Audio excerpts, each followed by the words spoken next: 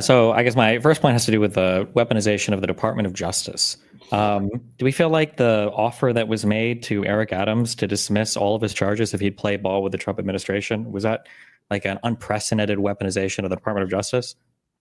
I don't really know if that reporting's accurate. Did Trump offered, is that an official offer? Did he come out and say we offered him a deal? So Bovey, the deputy attorney general, wrote a letter saying that they would suspend the charges against Eric Adams without prejudice, meaning they can bring them back after the election season, that they would suspend those charges with Eric Adams if he agreed to listen more to the administration heads when it came to like immigration enforcement and stuff.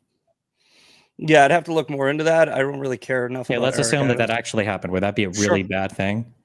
I would say that it's political, and can you think of any other president or any other part in human history for the United States of America where an offer like that has ever been done so openly and blatantly before? Yeah, when Biden pardoned like every fucking one of his friends, like right before he left office, he gave preemptive pardons to Adam Schiff. He gave preemptive pardons to his entire fucking family.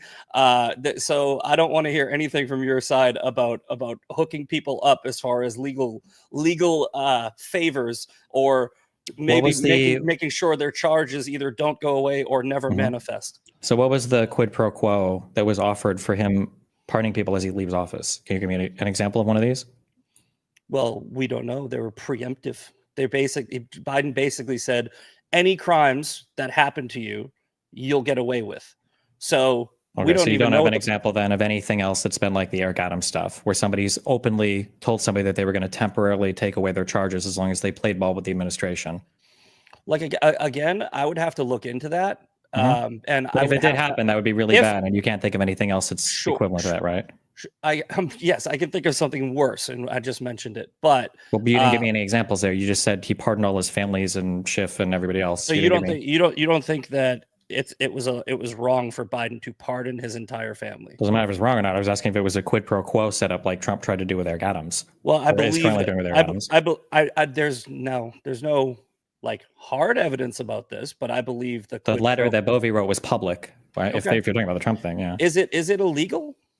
I'm not asking if it's illegal or not. I'm asking if you think it was a quid pro quo. If you think that there's any other part in like U.S. history where a president has weaponized his DOJ like that before. I'll secede the argument if, like I said, if I was to look into this and find out that there was a quid pro quo and it was for some political favor, then yeah, it would be wrong.